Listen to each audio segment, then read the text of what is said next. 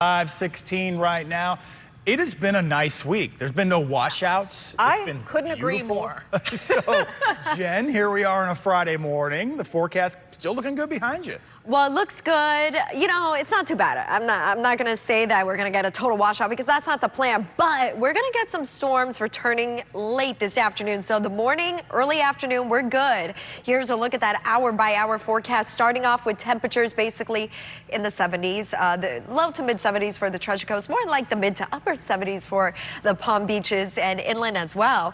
Now, temperatures will heat up to the mid 80s by 10 a.m., then 87 by 11 a.m. You get the picture. We'll probably hit a high of 91 out there. No rain this morning. We're going to keep things dry till about 3:30, 4 o'clock. We start to get some pop-up thunderstorms. They could be inland as well as over in the northern tier of the Treasure Coast and the Space Coast, and then through the evening hours as well. So this is more like a late afternoon, early evening event, typical for this time of year. You know, you got to wait for that daytime heating to get these pop-up thunderstorms.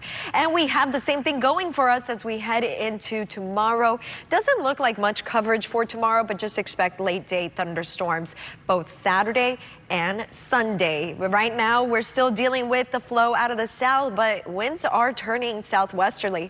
So that is playing a role in bringing back those storms. So again, through about 2 o'clock, we're okay with no rain. Then 3 o'clock, that's the time we start to pick up the kids. Probably start to pick up at 2 in a few schools. But once you head out to pick up your kids from school, or if they're taking the bus, they probably might run into some rain. So I recommend that they should pack the raincoat in their book bag this morning before they head out the door.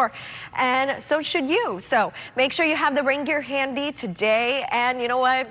Going into next week, we're back in the summer thick of things. So basically, summertime storms each and every afternoon. Now, next week on Thursday, we're going to be watching for some large swells hitting the coastline. A lot of those large swells get blocked by the Bahamas, but I think some of these high waves, maybe at least 7 to 10 foot waves, could reach the Treasure Coast. That will be late next week.